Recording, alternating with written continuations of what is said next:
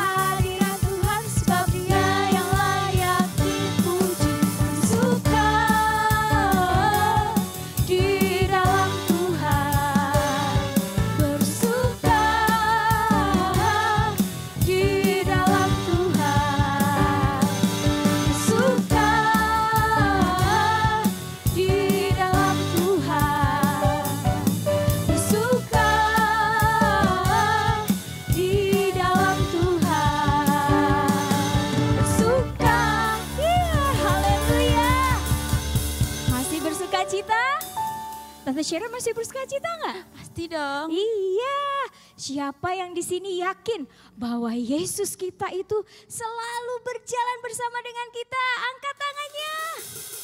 Ayo kita lompat katakan amin. 1, 2, 3. Amin. Sekali lagi kita lompat katakan amin. Amin. Siap memuji Tuhan. Yuh. Musik. Maju, maju, mundur, mundur lagi, maju, maju, mundur, mundur. Aku berjalan bersama Tuhan. Setiap hari aku berdoa karena aku tahu Dia mengasihiku, karena aku tahu Dia mengasihiku. Hatiku aman saat dengannya dan hatiku aman saat dengannya, karena aku tahu Dia mengasihiku. Tuhanlah gembala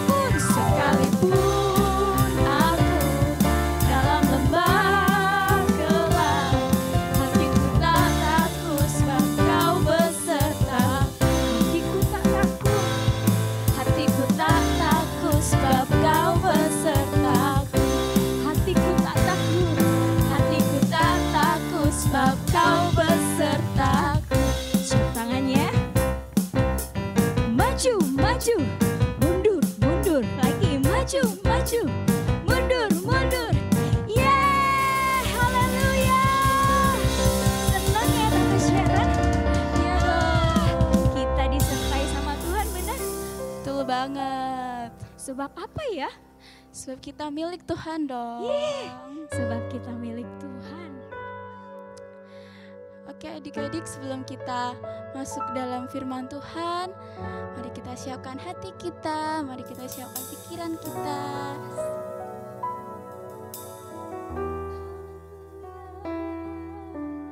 Mari kita sembah Dia.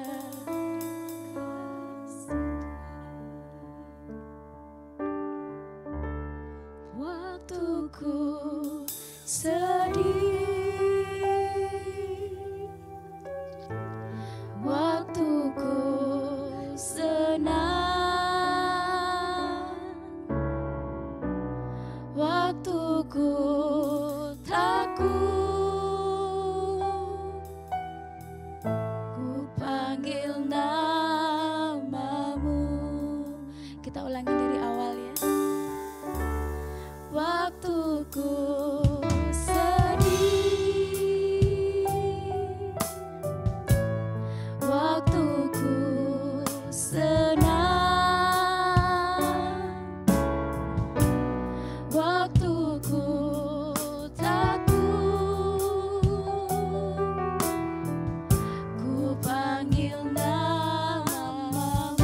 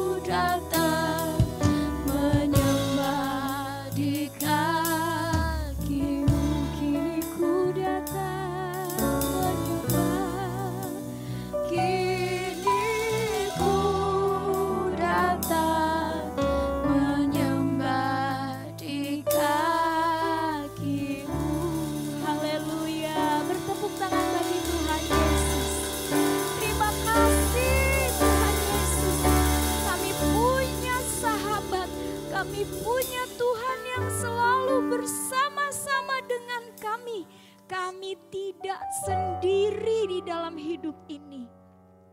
Apapun keadaan kami mau terus percaya bahwa Tuhan Yesus selalu ada, memimpin, memeluk, menghibur, dan menguatkan kami. Tuhan Yesus, kami sudah memuji-muji Engkau. Kiranya Engkau disenangkan. Saatnya kami rindu untuk menerima dan belajar firman Allah. Berkati Om Tante yang akan menyampaikan firman-Mu, berkati hati kami masing-masing supaya firman Allah boleh menjadi rema di hati kami dan kami boleh bersuka cita dengan kebenaran yang akan memimpin kami menjadi anak-anak yang menjadi terang. Terima kasih Tuhan Yesus, kami berdoa dan mengucap syukur dalam nama Yesus. Haleluya. Amin.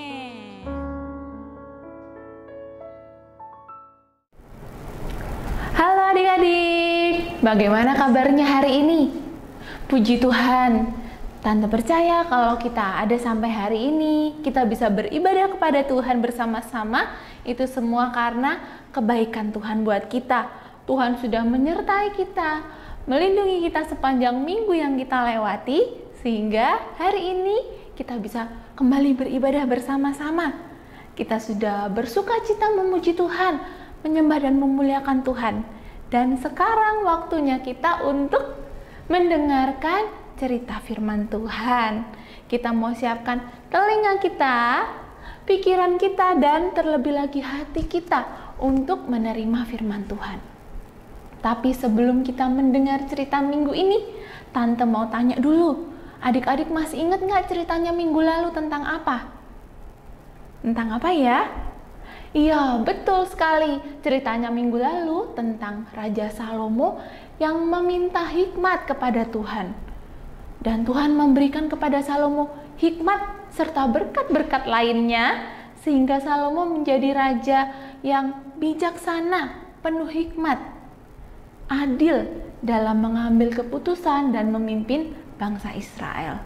Dan hari ini kita masih mau dengar cerita tentang Raja Salomo.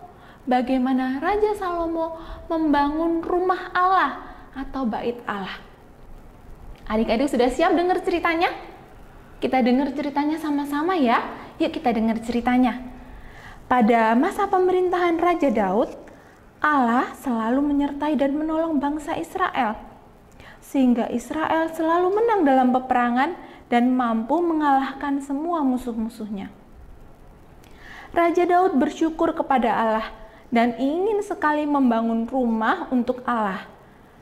Tetapi melalui Nabi Natan Allah berfirman bahwa bukan Daud yang akan membangun rumah untuk Allah, melainkan Salomo, anaknya yang menjadi raja menggantikan dia, yang akan membangun bait Allah. Maka ketika Salomo telah diurapi menjadi raja, dia berencana untuk memulai membangun bait Allah. Salomo mengirimkan pesan kepada Raja Hiram yang adalah sahabat Daud. Salomo meminta bantuannya untuk memulai membangun bait Allah. Raja Hiram dengan senang hati membantu Salomo. Dia mengirimkan banyak kayu dan pekerja-pekerjanya untuk membantu Salomo membangun bait Allah. Maka Salomo mulai membangun bait Allah. Para pekerja bekerja keras membangun bait Allah. Setelah bait Allah itu berdiri, mereka melapisi ruang utama dengan emas. Mereka membuat altar dari emas, meja emas, lampu emas, dan banyak barang-barang lainnya yang terbuat dari emas. Setelah 7 tahun lamanya mereka bekerja, akhirnya pembangunan bait Allah selesai. Bait Allah itu berdiri dengan kokoh dan indah. Raja Salomo lalu memerintahkan para imam untuk memindahkan tabut perjanjian dari kemah suci ke bait Allah. Setelah para imam selesai meletakkan tabut perjanjian itu ke bait Allah, kemuliaan Allah turun memenuhi bait Allah. Seluruh umat Israel bersuka cita dan bersyukur. Mereka mempersembahkan korban bagi Allah. Salomo bersujud di depan bait Allah. Dia bersyukur kepada Allah karena Allah menepati janji-janjinya kepada bangsa Israel. Dan Allah mau tinggal di tengah-tengah bangsa Israel. Puji Tuhan, adik-adik kita sudah mendengar bagaimana ceritanya Salomo membangun bait Allah. Berapa tahun lamanya Salomo membangun? Ya, 7 tahun lamanya Salomo membangun. Kenapa lama sekali, Tante? Karena apa? Karena bait Allah ini dibangun dengan hati-hati, dengan sungguh-sungguh, supaya setiap bentuknya itu sesuai dengan kehendak Tuhan. Tuhan memberikan hikmat kepada Salomo, kepada para pekerjanya untuk membangun seperti yang Tuhan mau. Dan setelah jadi, adik-adik lihat bagaimana Tuhan hadir, Tuhan mau tinggal di rumah Allah itu, bait Allah yang dibangun Salomo. Allah mau tinggal bersama-sama dengan bangsa Israel. Bangsa Israel senang sekali ya, mereka bersyukur karena Tuhan mau tinggal di tengah-tengah mereka, mau hadir di tengah-tengah mereka, menyertai mereka selalu. Nah, bagaimana dengan kita? Kalau sekarang bait Allah itu kita sebutnya apa ya? Ada yang tahu nggak? Iya, sekarang kita sebut bait Allah itu gereja. Gereja Tuhan, seperti yang ada di tempat ini ya. Bagaimana dibangun dengan sungguh-sungguh untuk tempat kita beribadah, tempat kita memuji Tuhan bersama-sama. Kita bersyukur kita punya gereja untuk bisa beribadah bersama-sama. Walaupun sekarang ini mungkin kita belum bisa beribadah di gereja, adik-adik masih beribadah di rumah masing-masing. Kita beribadah online ya, tapi tidak apa-apa. Yang terlebih penting adalah bagaimana hati kita, bagaimana sikap kita dalam beribadah. Apakah kita menghormati Tuhan? Apakah kita bersungguh-sungguh dalam beribadah? Iya, mau ibadah di gereja ataupun di rumah, kita harus tetap menunjukkan sikap sungguh-sungguh, sikap hormat. Bagaimana kita mengasihi Tuhan dan bersyukur karena Tuhan mau hadir. Pada saat kita ibadah di gereja, Tuhan mau hadir. Pada saat kita beribadah di rumah, online ya, lewat YouTube, lewat Zoom, Tuhan juga mau hadir. Asalkan hati kita sungguh-sungguh. Kita menghormati Tuhan, kita mengasihi Tuhan.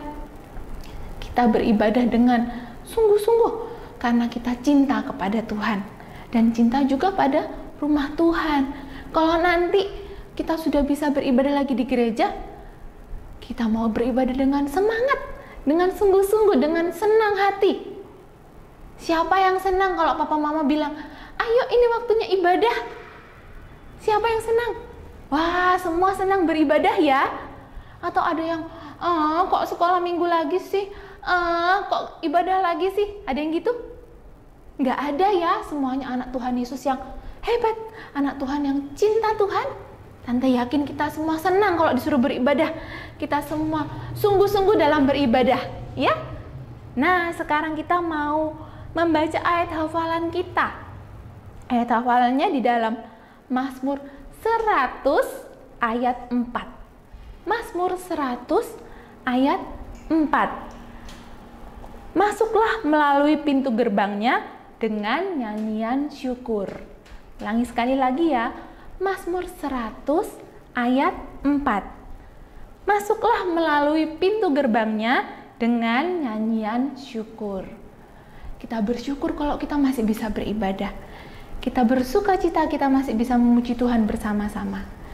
Dan kita sekarang mau berdoa supaya kita bisa secepatnya beribadah bersama-sama di gereja. Pasti semua sudah kangen kan ibadah di gereja kan? Ketemu sama guru-guru sekolah minggu, ketemu sama teman-teman. Terlebih lagi ketemu Tuhan di ibadah kita.